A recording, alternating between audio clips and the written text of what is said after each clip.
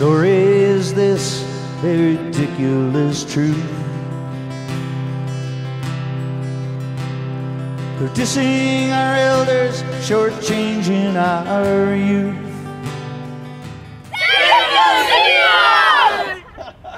What we've got here is our future, right here, right now. You know what, guys? We are hoping that the people that have the power and ability to save our Canadian heritage is going to leave this beautiful museum for you guys to be able to see someday. What do you think of that? Great! Yeah! All right. So, again, save the museum. Save the museum! Hi, Jerry Doyle here, and I'm with Councillor Maria Aljamari. Thank you very much for being here. You've just put together a motion in Toronto's City Hall. Maybe you can tell us about that and how that's involved in the museum here. Certainly. The motion, which was unanimously adopted by City Council only last week, calls on the federal government to do something, to get involved, to step in and make its voice heard with the board of Downsview Park to save the museum, to save the building in which it's housed, and to save this very important piece of Canadian heritage for the people of Canada.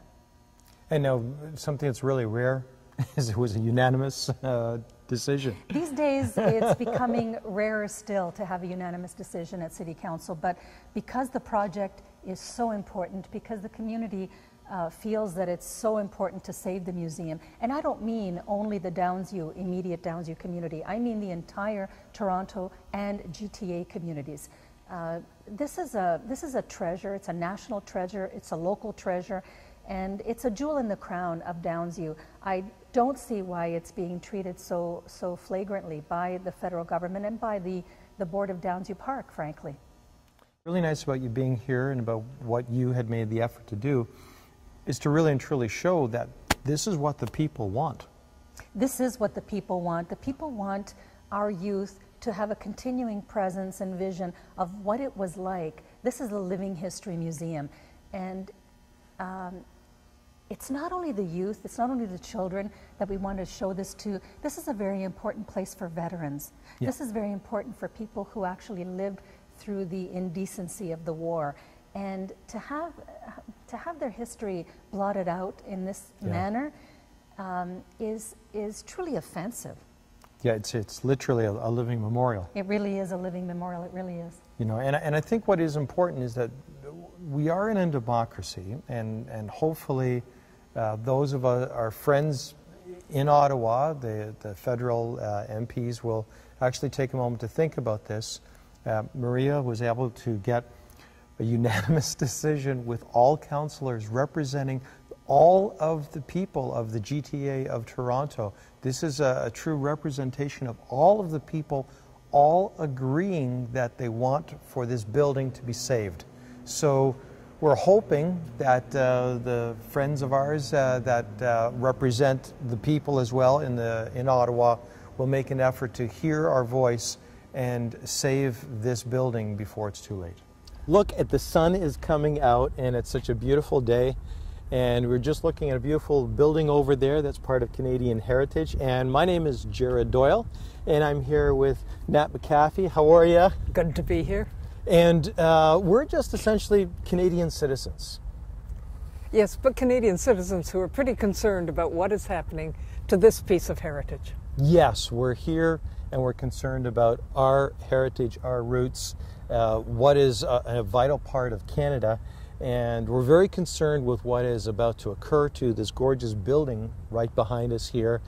Presently, what is in this building? At the moment, the Canadian Air and Space Museum occupies this end of the building.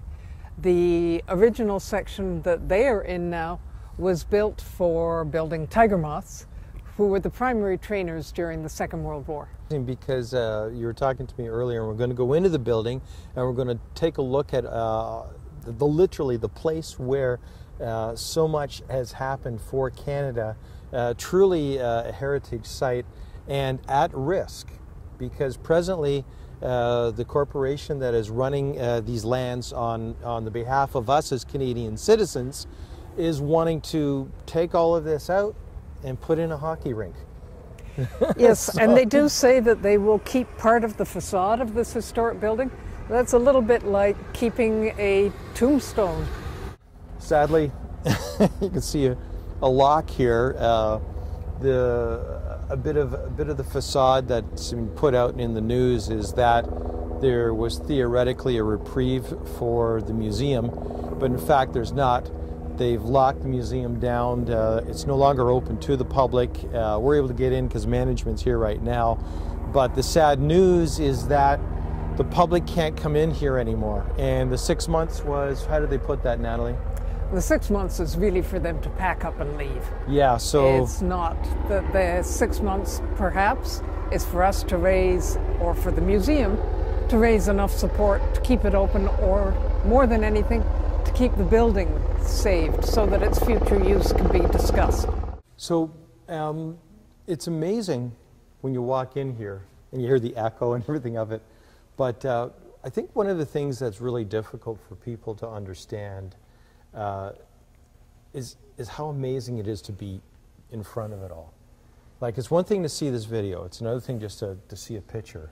But to actually be in here among these life-size, real planes is just incredible. Well, there's something about the fact that you can smell the oil that is the planes. Yeah. That you can feel how big they are compared to you. You can see the light, because to a great extent this factory was lit by daylight, and you have that feeling that you look out the windows and see airplanes go by. It must feel very much as it did when it was an active factory. Right. The trainer for more than half the air forces in this world, the Chipmunk, was designed and built in this room. De Havilland airplanes seem to still keep going 50 years later. Yeah. The Chipmunk was still being used by the RCAF in Britain as their primary trainer 50 years after the first one was built here in this room. Think of the Beaver, which was also designed and first built in this room. Wow. And the Americans used over 500 of them during the Korean War in Korea. Fantastic. They went on to use de Havilland Otters extensively during the Vietnam War.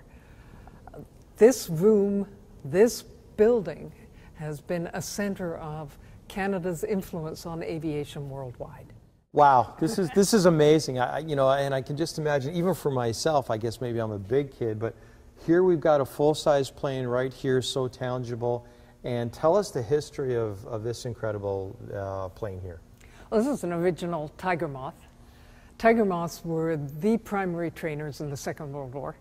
1,500 of them were built out of this factory, and they were what was used in the British Empire training scheme before as the primary trainer. From there, our pilots went on to the bombers and all the other very effective airplanes that helped win the war. Mosquitoes as well, yeah. Yes. The Avro Arrow. Wow. The Avro Arrow is so iconic. I was listening to the CBC yesterday, 75 years of history in the CBC, and of that 75 years, they chose one piece of news as the most important, the pivotal one in Canadians' history, identity. It was the story of the Avro Arrow. And amazing that the CBC would say, this is it. This is the most important story. And here we are in front of a beautiful replica that is in a historical building that has so much to do with aviation. And yet, for those of you that don't know, the Avro Arrow is actually one of Canada's greatest tragedies. And what has occurred with the Avro is that the technology and the ingenuity that went into building this jet in the 50s, unfortunately, due to a change in government and ideology, they stopped the Avro program. And not only did they stop the program and pull the funding, but they actually cut up all of the planes and threw them out for scrap. They didn't want evidence of what they'd done. It's amazing, you know, and you know what? There's evidence now. You and I are putting this video together so that people will know that we have an opportunity now for this government to save the Avro and all of the history of this building that's right here, to be able to do something positive, you know, and well, again, you know, the irony is it was a tragedy 50 years ago, and we're hoping that the tragedy doesn't reoccur. This is incredible. I know a little bit of the history of the mosquitoes. In fact, I have a family that had built mosquitoes and was involved in right here building this building and the other building, building this mosquito. Tell us, Natalie, how pivotal was this in World War II? Enormously. These were very fast. They could outpace most fighters. Yep. They made good, very adaptable, so they were bombers that could be used in a lot of situations. Yeah. And over 1,500 of them were built right here. Now, you were talking about how a lot of this, although it was built in this building here too, it was built in the other buildings just to the south of us. All the big buildings to the south of us were built for the mosquito assembly line. Right. They have already been changed into sports complexes. This is the last remaining building of all of that aviation center. Here is a book written by Phil Gray, and I actually met Phil Gray, who is? Phil Gray was a Lancaster pilot during the Second World War. He's a museum volunteer. He will give you a tour around this museum. Fantastic living history. This is the Lancaster that was for many, many years down at the CNE, put on a pedestal down at Lakeshore, and drove by this as a kid all the time looking at it. But for myself personally, there's a connection that I have with the Lancaster, and that is that I had a wonderful uncle who's passed away since, my Uncle Chris Kelly, an incredible and fantastic man. And he never spoke about it much, but he was a radio operator and bombardier in one of these things. When it was on the pedestal down at the lakefront, it was put there as a memorial for our veterans. Yeah. Bringing it here, because it was beginning to disintegrate outside, means that it can be restored, it can be seen up close the way it really was, and you can complete the story. It's not just an icon, it now becomes a story that we can tell people a great deal more about the value of the Lancaster in our history. Part of the story of the Lancaster, which continues it past the Second World War, a number of Lancasters were brought back to this room, and they were converted for search and rescue airplanes. So Wow. for a long while, search and rescue aircraft came out of this room, this hangar. Yeah, this building's got so much tangible, real history. Again, That will be forgotten or misplaced when you can't actually stand in it. yeah, I know. Sorry. Okay, cut. No, it's scary to think about this. I'm Yeah, here. things like knowing that it's a search and rescue plane will get completely lost. Yeah, it's And that all the, yeah. However, save the building, save our history, please. For your kids' sakes, for my kids' sakes, don't let this be forgotten. Is what we're really here to try and say to you. She looks so at home up here. Look at this. This is incredible. Tell us about this plane and the heritage of this plane. oh, this is the de Havilland Beaver. This is the airplane that opened up the Canadian North. This is a plane that is so iconic of its era that you see it in everything from movies like Raiders of the Lost Yep. Ark to all the Korean War pictures. I'm talking about Raiders of the Lost Ark. Harrison Ford, who's an avid plane and aviation enthusiast, has one of these. Oh yes, these fly, and they still fly, like all the de Havilland designs that were designed in this building and built in this building. They're long-lived. We just wish their history was as long-lived. Isn't it really amazing to think that this plane that's got such an incredible world history to it was built in this very building? As a famous Canadian once said, "Space, the final frontier. To boldly go where no person has gone before," we'll say, to be politically correct. And let's talk about space and how it started here in this very building. Well, Canada's first satellite, the Alouette, was designed and built practically where we're standing at the moment. Yeah. All the antennas on the American space project came from the research that was done here. And the branch that was started here, the Special Products branch, became Spar Aerospace, and that is where the Canadarm, the only foreign-built section of the space station, the Canadarm, built here in Toronto, the origin of that company was here in this spot. Amazing. And again, sometimes when you think about it, this incredible amount of history here, and they're looking to tear it all out, not have any remnants of it at all, and erase our heritage and the incredible advancements that we've made in technology right here in Canada. People come in here and get inspired by aviation. We will get the best and the brightest going out to make our aviation industry continue to expand, continue to hold its worldwide influential position. Wow, that was incredible. I'm just really blown away by all of what we just seen. It's both beautiful and sad. I'm in fear of what's about to happen to this building. Yeah. Well, you know, the possibilities are very strong that with the support of enough people, yeah, it can be saved. You can go online. Yeah. There is a petition that you can sign personally. Yeah. You know, it's not a lot of money involved in keeping this building. It's just simply a matter of choice. It is just a matter of choice for the federal government. And it's not just our history, it's our future. Inspiring people to wish to go into the aviation industry.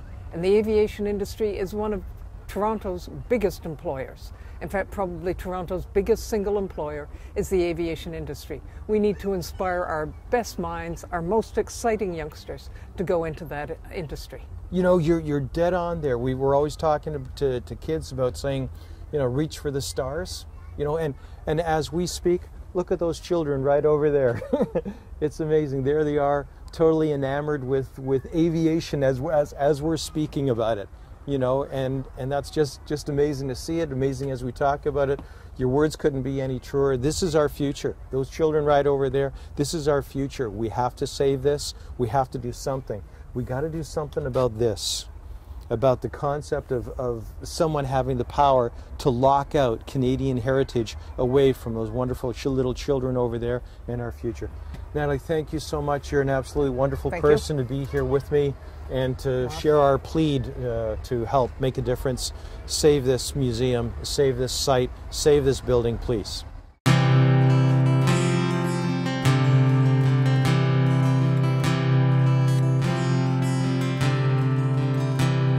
The story is this ridiculous truth. They're dissing our elders, shortchanging our youth. And down to we have a most glorious place. It's a sheer lack of wisdom they're about to erase.